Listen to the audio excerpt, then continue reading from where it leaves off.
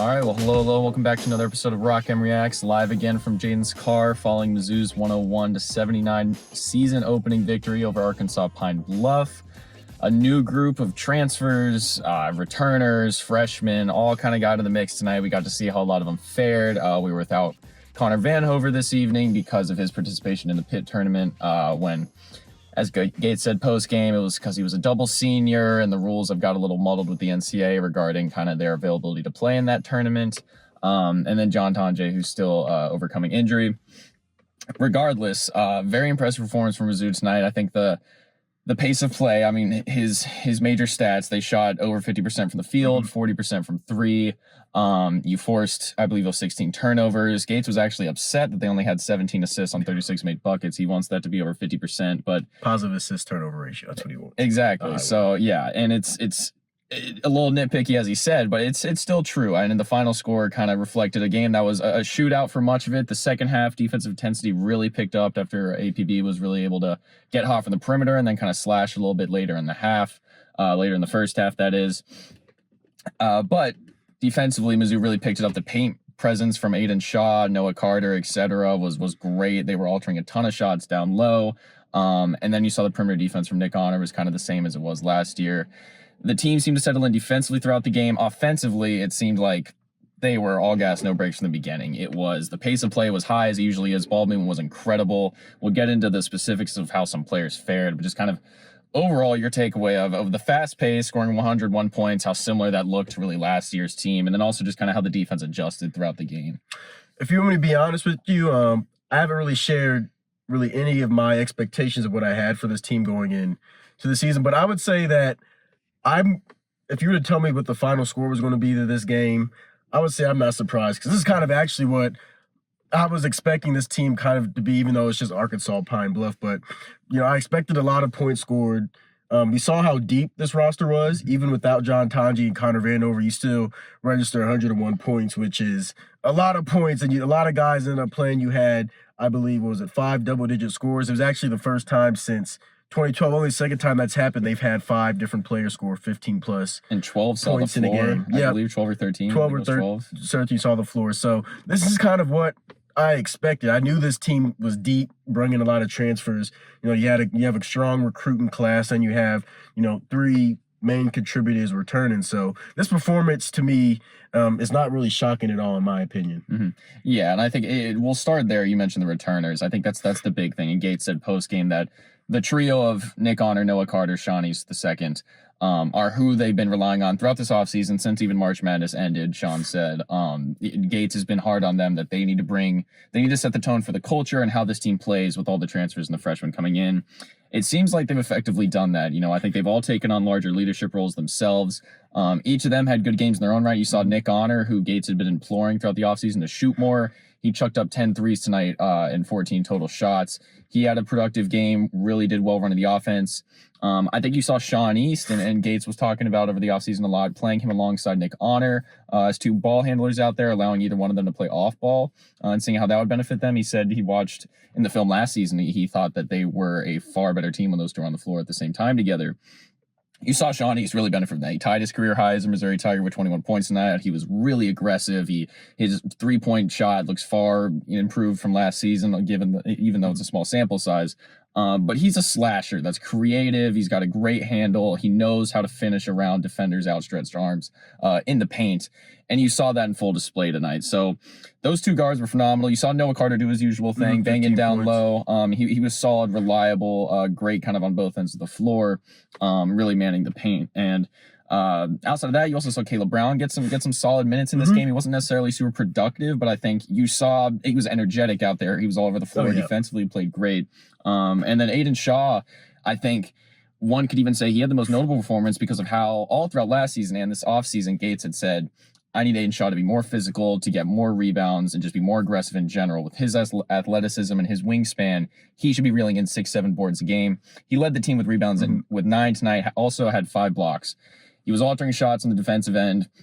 He was grabbing rebounds over guys on the offensive end and defensive end, really. And that's exactly what you needed for a team that struggled so much in rebounding last season.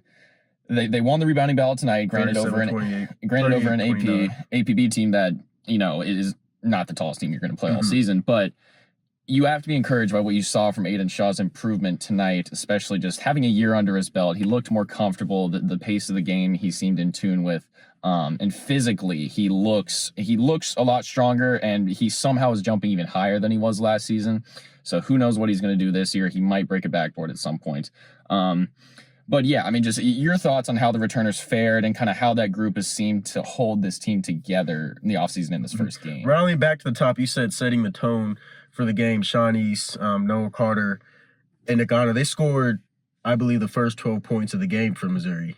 And they did that. And that was really impressive because, you're replacing your big three from last year, which was Kobe Brown, Demoy Hodge, and DeAndre Golston. We could agree that those are the big three. So you're going to need guys to step up, and, you're going to have to look within that group. And these three, they were with this team last year.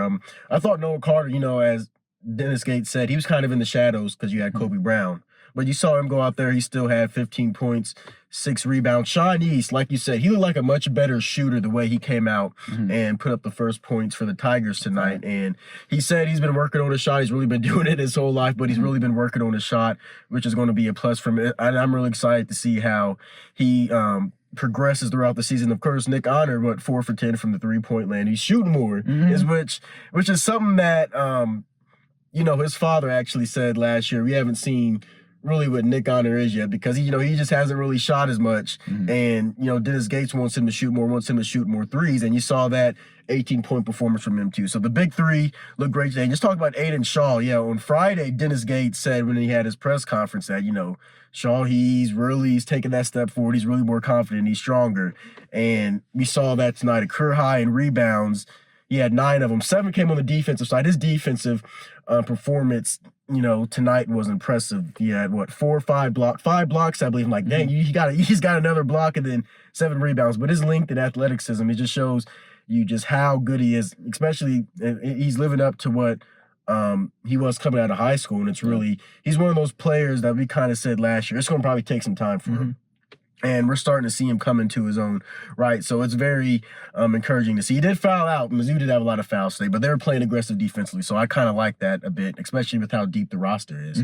So really positive performance from those three and Aiden Shaw. And it's glad to see Caleb Brown also, as you said, get in there and get some minutes. Yeah, and I think it's a very similar team to last year in the sense, and Gates said it as well, when you have such a deep roster, he wanted to play Mabor Majak tonight, and he couldn't because of other players' success down low, and he apologized to Mabor after the game. But it's like last year, one of those teams where some guys aren't going to get major minutes some nights when they're, they might be getting 20, 25 plus some other nights. It's how this team is going to work. It's going to be very opponent-based on who they play game in and game out. Just based on different skill sets and different sizes of teams that they play. APB was a very small roster, therefore you saw Noah Carter, and we'll touch on the other guy that I'm gonna segue into as well, playing a lot big tonight. But I think pace of play, I think Gates did say after the game fouling was an issue, and that's something he wants to work on. Memphis, I believe they shot 23 free throws tonight against Jackson State. You can't be putting them at the line a ton because they're going to knock them down. So that's something, a slight concern going forward when you have 2 guys foul out. But with that being said, I think a big thing people wanted to see, obviously, with last year and this year was how the transfer classes were going to adjust to Dennis Gates' offense and this system and this program, especially in game 1.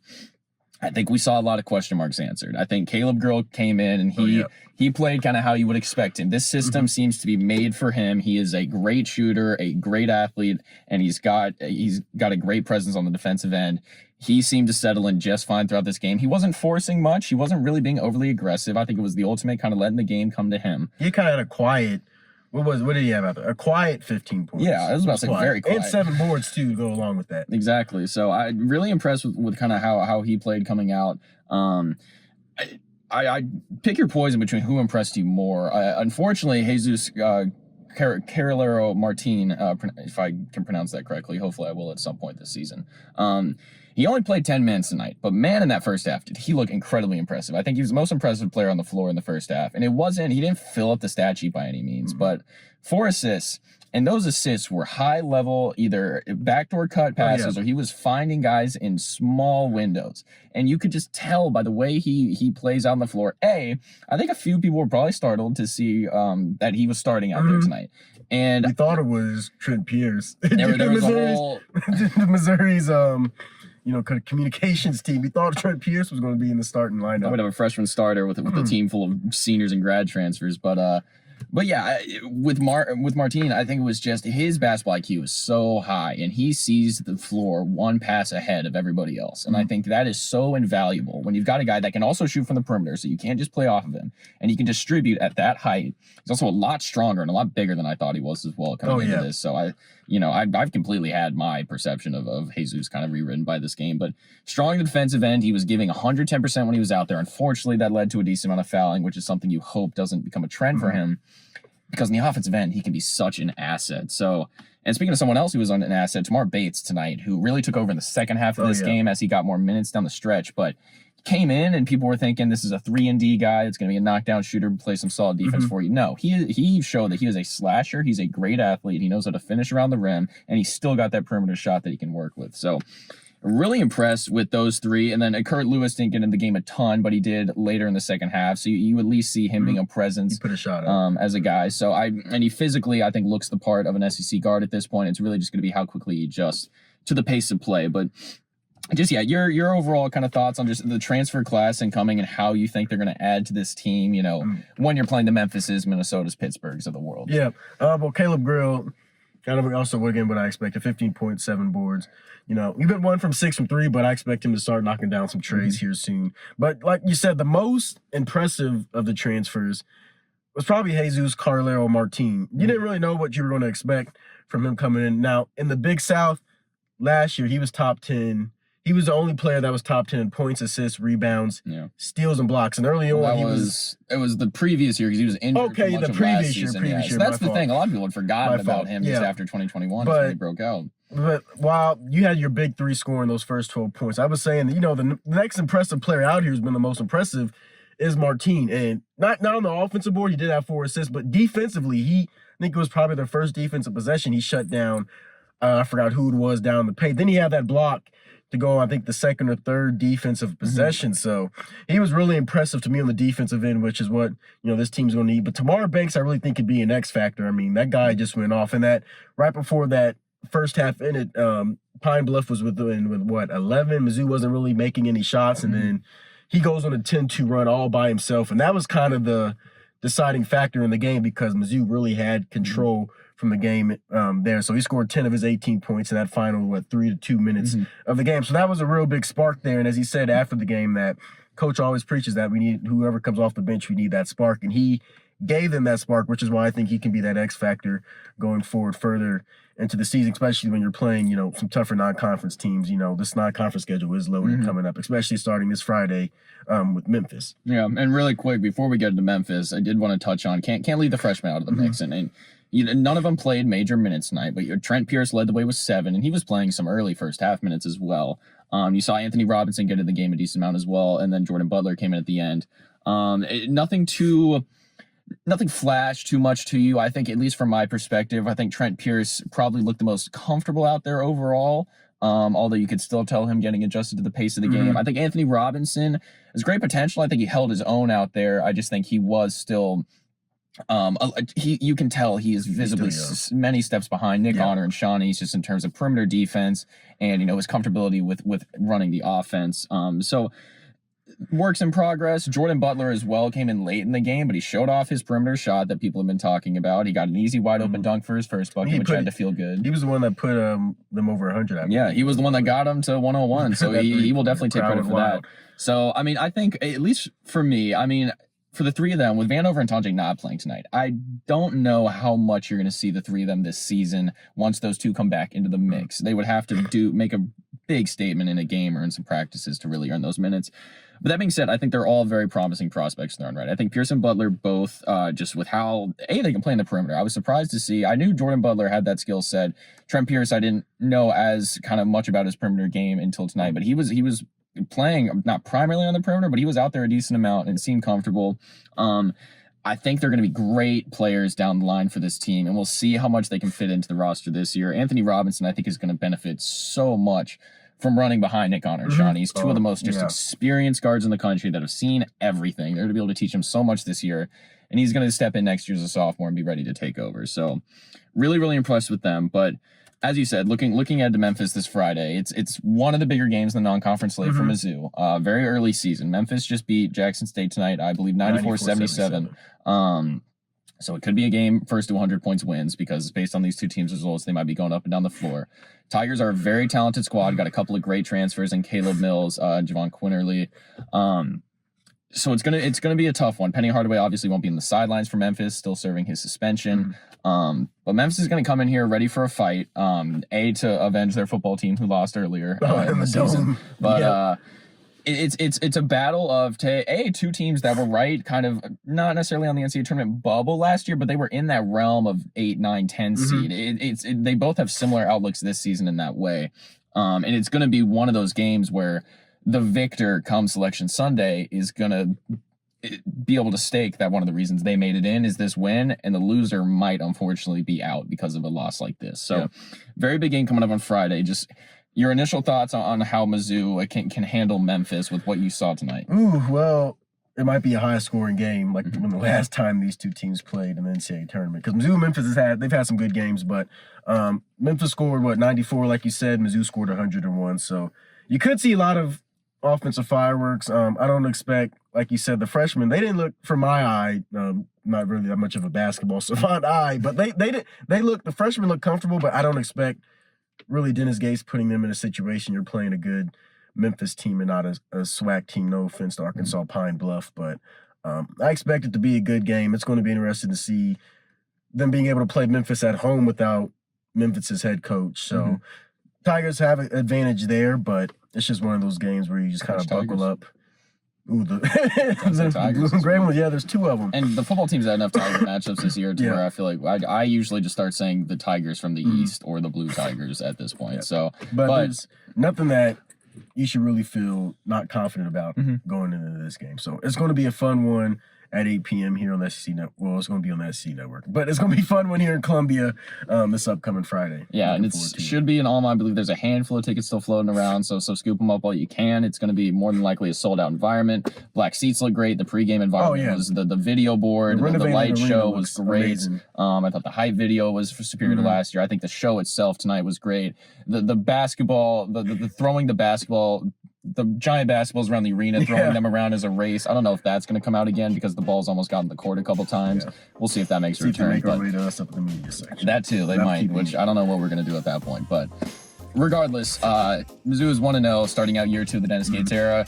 Mizzou fans, you have another team that is going to be high-flying, shooting a lot of threes, passing the ball around a lot, and man, are they going to play a lot of players. You're going to be seeing 12, 13 guys some nights, and it's going to be very impressive. It's going to pay so many dividends, not just early in the season, but late in terms of fatigue, etc. So it's going to be a lot of fun to watch. We'll see how they adjust can they improve on rebounding this season? How do these foul issues persist? We're going to learn a lot more on Friday night, though, when they take on Memphis. So for Parker and Jaden from Rock M Reacts, that is all for us tonight, and we will see you again on Friday. Thank you, everyone, for tuning into Rock M Radio, a proud partner of Fans First Sports Network. If you enjoyed this episode and would like to see more just like it beamed directly into your personal device, just click the subscribe button below. And you can find this podcast through the Apple Podcast app or for iPhone, or the Google Podcast app for Android, or whatever app you use to listen to your podcast. We are also available on Spotify. Just search for Rock M Radio. And if you like other sports, Fans First Sports Network is a podcast network that has coverage of all other teams, Major League Baseball, MLS, NFL, whatever you want to listen and read about. It is a great network full of really fantastic podcasts. So look them up and subscribe to any and all of those podcasts. Rock M Radio will be back with more episodes coming soon. Thanks.